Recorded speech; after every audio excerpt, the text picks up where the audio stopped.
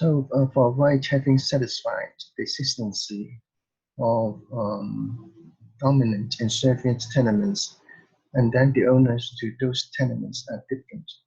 And assuming it also accommodates dominant tenement in the sense as I just explained to you.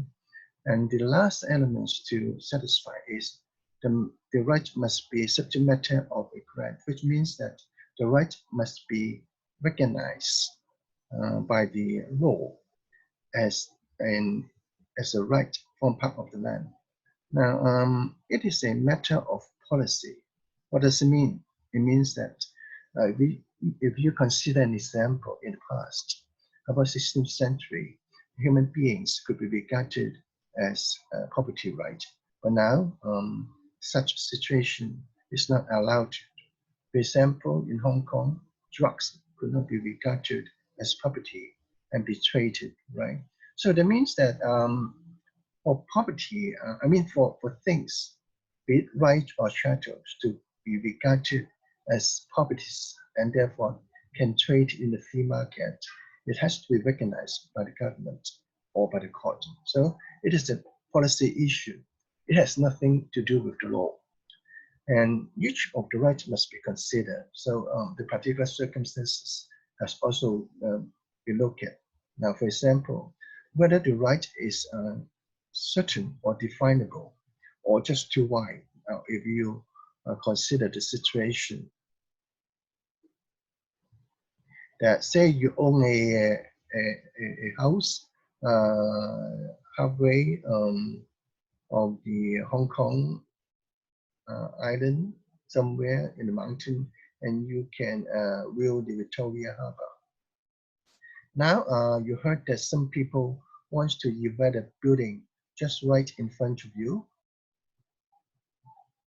and as a result, your right to view on the Victoria Harbour will be blocked if the building really erect just in front of the building.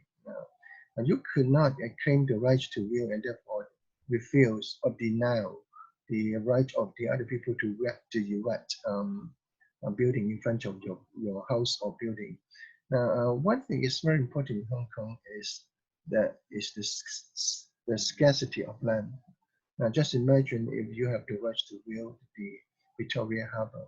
So many land in Hong Kong could not be used to erect a building for people to live in, right?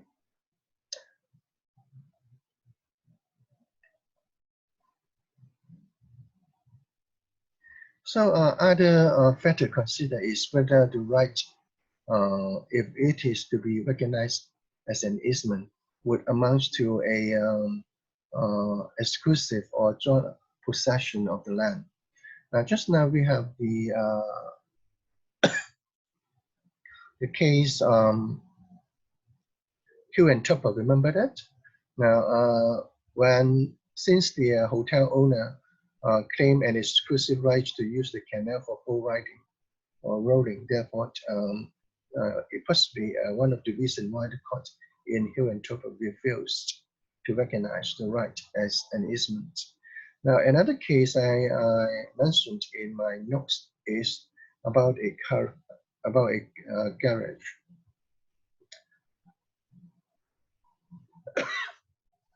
Now, where say the owner of a garage wanting car repairing, and then he occupies some of the land belonging to the other to park cars waiting to be repaired. And the question was whether the right to park a car there could be regarded as an easement. And the court said yes. And now to begin with, the car park, the easement to park cars waiting to be repaired could be regarded as a business, but it forms part of the business of the garage. Therefore, in this regard, it can be distinguished from the right that claimed by the hotel owner earlier on I mentioned. Now, it is just a matter of degree. Just think about the situation. What if the area being, say, occupied by the owner of the garage and claim to, say, have the right to park car, for example, almost occupy the whole whole plot of land. And I don't think the court would allow an application to claim such a right as an easement because it would amount to a joint or co-ownership of the land being owned by the others.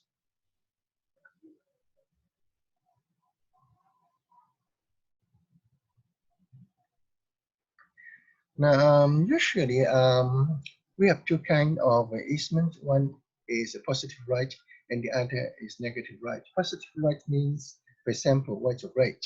The example I told you at the very beginning of the lecture. Now, for positive right, means that the right does not impose on the owner of the servient tenement a duty to maintain the right. What does it mean? For example, the right of way, the owner of the service tenements has no duty to maintain the, the way so in such a way to facilitate your use of it. All right. So therefore, the owner of the service tenement has no duty to repair. In a way, you may say that the role of the owner of the Soviet tenement was is a passive one in the sense that provided he does not do anything to interfere you to exercise your right of way, there will be no problem.